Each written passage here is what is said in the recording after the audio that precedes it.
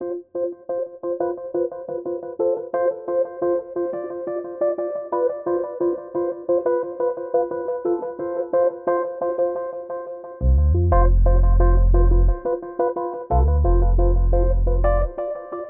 morning, I'm Dr. Adrian Gretton. I've learned so many cool things over the years working with patients with chronic pain. It's a fascinating puzzle and we're learning more about it all the time. I want to unpack some of this and I hope it's quite relevant to you. I have no disclosures. The learning objectives today are based on a little bit of a review of the brain anatomy, looking particularly at the limbic system and how it really has a key role in all of this, and unpacking the sympathetic and parasympathetic nervous systems, which, as some of you would know, are two parallel systems in the body. And in essence, the real key here is neuroplasticity. I think we think of neuroplasticity as necessarily a good thing, but it really has both a good and a not so good side. Our brains are fascinating and they're really complex. We have about 100 billion neurons, and each one connects with a number of other neurons. In fact, in the brain, there are billions of synapses that connect those billions of neurons. And in fact, 700 or so synapses are produced every second. So it's a very dynamic system, and we call it neuroplastic. That means it really does respond to different inputs that are made. And although we think of neuroplasticity as adaptive, it can just as easily be maladaptive. So let's take an overview of the brain. Paul MacLean gave us this model called the Triune Brain, and it's quite useful here. First of all, most basic is the reptilian brain, and in the middle is the limbic brain, and of course the higher centers for us is part of the cortical brain.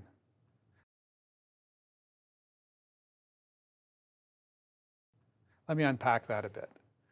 The brainstem monitors and gives very basic input.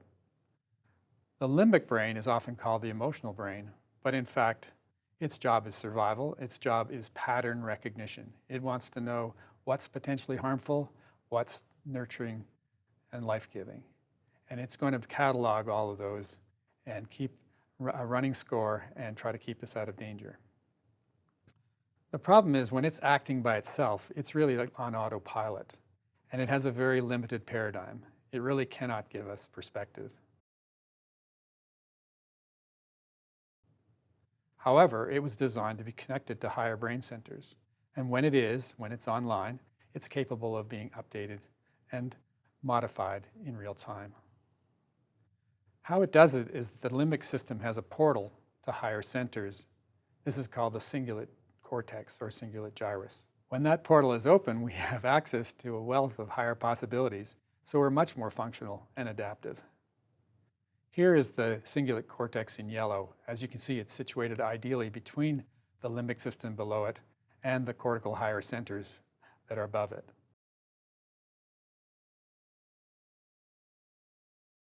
What is limbic lockdown? That's really when the limbic system is left to its own defenses. It's locked down, and due to any stress or threat, it's focused on danger, threat, pain, and it has a distinctively negative bias. The brain then needs help to open up the portal so that higher centers can be used to update and to enhance our quality of life. Here's a bit of a tongue twister, the polyvagal theory, but I'll take a few minutes to unpack that, and I think you'll find it quite familiar, something that comes into effect in our day-to-day lives. In the traditional view of the autonomic nervous system that runs most of our body's automated systems, we have what's called the sympathetic and the parasympathetic systems. Most of us learned that that's pretty much what they were, like this teeter-totter or seesaw. When one went up, the other went down. What I'm going to introduce you to is a more complex but more realistic view of this. In particular, the parasympathetic system actually has two sub-branches, and they're quite distinct from each other. This is what we'll be focusing on for the next while. The vagus nerve is the main nerve that connects the body with the brain and vice versa. And it was always thought of as being a singular nerve. However, we now know that there is actually two systems, one on top of the other. One is a much more primitive and the other much more advanced. The primitive system based on the reptilian system is basically the old dorsal vagal system. Dorsal meaning running down the back of the torso. We also now know that there's a newer and much more adaptive ventral vagal part of this whole nerve system. And this is the key thing. And ventral means front. So these are the nerves and the nerve system that runs down the front of our torso. And I'll explain why that's important in a few minutes. So in fact, rather than just fight or flight or the parasympathetic rest and digest, we actually have three systems for surviving. The fight or flight, as I mentioned, which is always the first thing we rely on to get ourselves out of danger.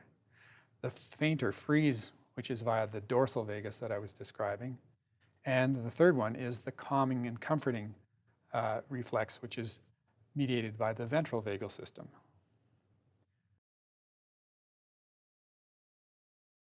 Let's talk for a few minutes about how we deal with threats and unpack that a little bit more. If we are exposed to a low-level threat, something out there on the horizon or something that's just vaguely bothersome to us, we are going to get some degree of activation, as in where it says number 1 on this graph. But in fact, when a higher level or more immediate threat shows up, we quickly go to number 2. So we're at a high level of activation, using up some energy, our heart rate is noticeably increased, our blood pressure is up, our respiratory rate is changed, and blood starts going to our arms and legs to help us get ready to fight or flee. But what happens when we run out of gas, or we feel overwhelmed, or all seems hopeless? I'll give you the example of a coyote chasing down a rabbit. While the rabbit is trying to get away, it's in high fight or flight. But what if the coyote is closing in, just about to grab its leg? Well, the rabbit doesn't want to be in its body at that time. So that's where the dorsal vagal system comes in. We can experience that, and I'm sure most of you have. I certainly did when I was young and went for a blood test and fainted. Certainly we can feel nauseated, a sick feeling.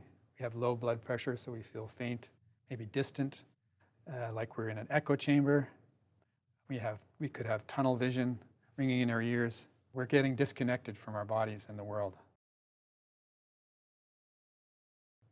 On this graph, that would be shown as number 3 going into number 4. As you can see, the words dissociative symptoms. When we see that ourselves or others are really disconnected, that's the dissociative symptoms, and that tells us that we're really in a shutting down situation. So here's some of the ways in which we can look at it on another type of graph, and that is in the sense that at times, like when the red line is over the top line, we're in hyperarousal. That's fight or flight. Other times we're below the line, which is in hypoarousal. And those can be useful. In short-term hyperarousal, it helps us get through things. We use that in sports. We use it to get ourselves up in the morning. We may have to hurry to not be late for a meeting. These are all functional ways in which we use that hyperarousal. It's really when it's in a sustained state that we can get into trouble. Likewise, hypoarousal can be useful. If we're just tired and we need to regroup, if we've gotten sick or something has happened, we've been injured, we can use that hypoarousal state to nurse ourselves back into a better state. And so when I show it in this form, what we're really aiming for more of the time than less is the green zone, which is called the window of tolerance. That's where we're engaged, regulated in our thoughts and our emotions.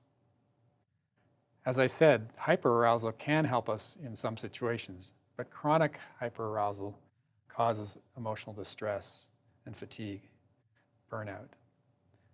Whereas hypoarousal, when it becomes chronic, can really disconnect us from ourselves and the world. It can make us feel numb, lethargic, disoriented, disconnected.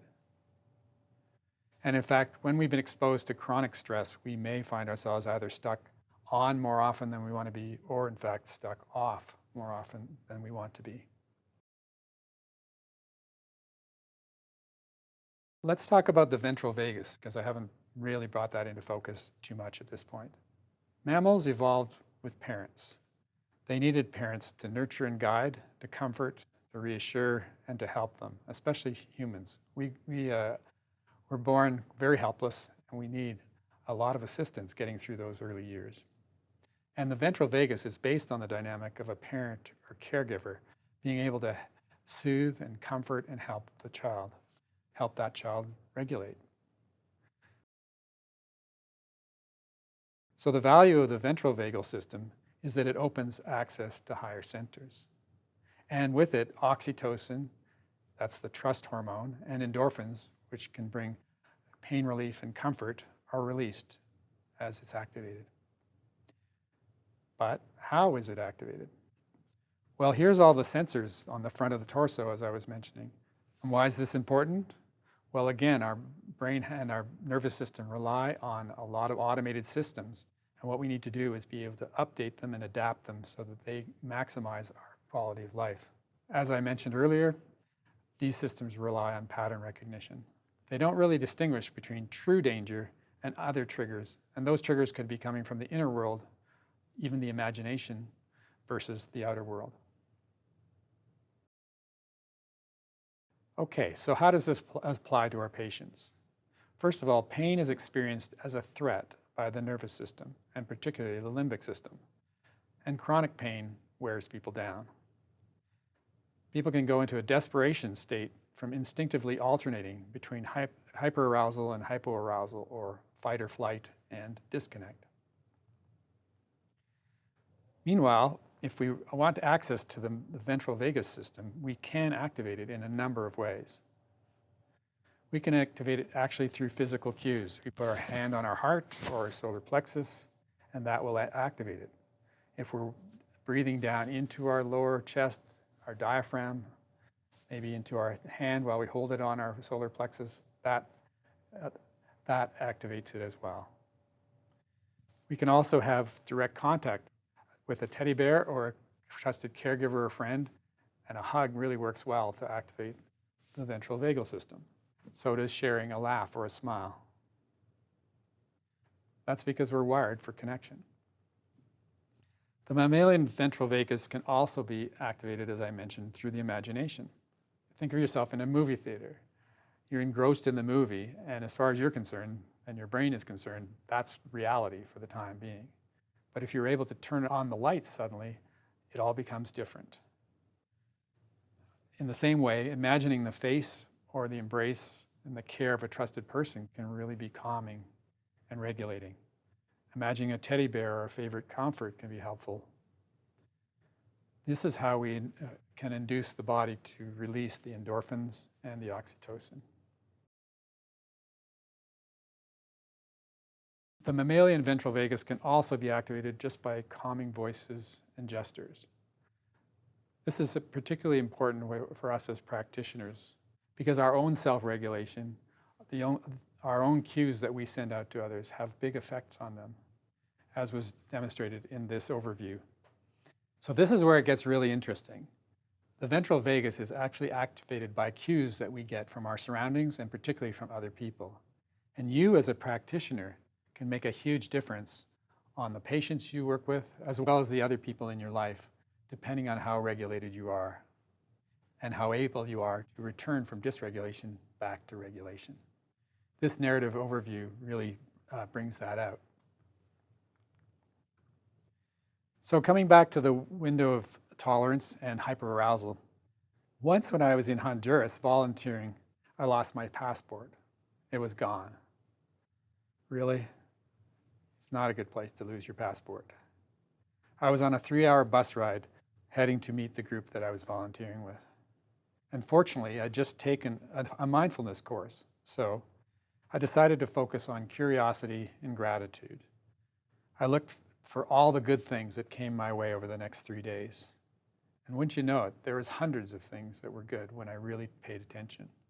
This really helped me to get out of fight or flight and to make available to myself a lot more resources, and I was quite surprised at some of the good things that showed up. When we're in hyperarousal and we really can't calm down, we can use our breath, we can use the solar plexus, we can use exercise to burn off adrenaline, we can use laughter and more physical activity, as well as our breath patterns and mindfulness. Okay, but what about if we get into hypoarousal states, where we're feeling shut down, depressed, lethargic, or numb? Well, we can come back from that as well, although this takes more effort and more training than coming out of hyperarousal. Again, we can use our breath, we can use that solar plexus, but we can also use our 5 senses. If we start to intentionally look around us, take in something that's beautiful or inspiring rather than the mundane, if we start to listen to something like music or a calm voice or an inspirational song, these things can really change things.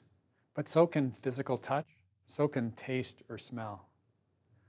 As per my earlier example of being in a movie theater and being engrossed in the movie, if a movie was really upsetting, we could actually turn on the lights or pause the video if we were at home and in fact regroup, and that would be really helpful to our nervous system, coming back into that window of tolerance. So another way the vagal system can be activated in terms of this is cueing regulated breathing and working on something called heart rate variability. Any of you who've been in labor and delivery will know that when they're monitoring the fetal heart, they're actually looking for specific signs that that fetus is either happy or not happy. When it's happy, the heart rate actually changes moment to moment. There's what we call heart rate variability. And this, of course, can be monitored. Well, it doesn't stop in fetuses. It follows us for the rest of our life. So in adults or in children, we can also monitor heart rate variability. There are a number of apps that allow us to do that. And the one I'm going to mention is called HeartMath. As you can see from this picture, there are different types of rhythms that show up. And the upper graph shows more clearly what it's like when we're frustrated or despondent. And the lower graph is more like what we're like when we're regulated. So we can also use heart rate variability in adults or children to not only monitor, but in fact to re-cue the system. And in fact, when heart rate variability is increased, then the message to the limbic system is, hey, it's safe to open the portal and make use of those higher centers that we need to adapt and to increase our quality of life. There's some other innovative programs like Wired for Healing or dynamic neural retraining, which have been developed specifically to help us with our limbic system and to reprogram and to bring back ourselves into regulation. This is based on coaching, workshops, and a peer support network, which is very helpful.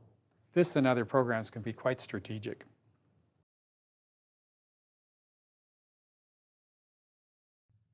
I'm hoping most of you have heard of Explain Pain, and they have an accompanying handbook. And in that is explained something called SIMS and DIMS. DIMS are what we call danger in me signals. And in the next talk, you'll be hearing more about how our language really affects how we think about things and their threat value. And we can certainly shift, if we are intentional, from a concept of danger in me, whether it's us explaining something to a patient or client, or whether it's us receiving information, and go from there to safety in me messages. Likewise, Rick Hansen has worked on this mnemonic he calls HEAL. Have an experience, but don't just have the experience. Find ways to enhance the positive, like I did in Honduras with the passport problem. Absorb that positive emotion and link that positive to a negative memory to decrease its power. Now, when I think of that episode in Honduras, it's not a disaster. It actually was a very helpful experience for me.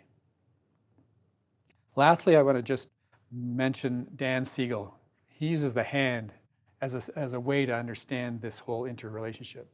So if we think of the brainstem as being the heel of our hand, the limbic system here between the heel and the rest of it, and this being our cortex, when the portal is open, the cortex is connected.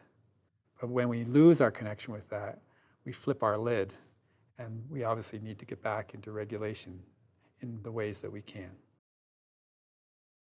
So in summary, our brains are constantly scanning both the outer world and the inner world for potential threats. Some of these are real, but not all of them. Chronic pain, trauma, and other things are complex, they're confusing, and they can sensitize our brains to get stuck between that fight or flight, always on, or that freeze and dissociate, always off state. As a practitioner, your state of activation and your ability to come back from dysregulation has a huge effect not only on your own quality of life, but on those you serve and those you live with. As you learn and practice how to return from hyper and hypoarousal states towards more regulated states, you'll bring benefit to yourself and others.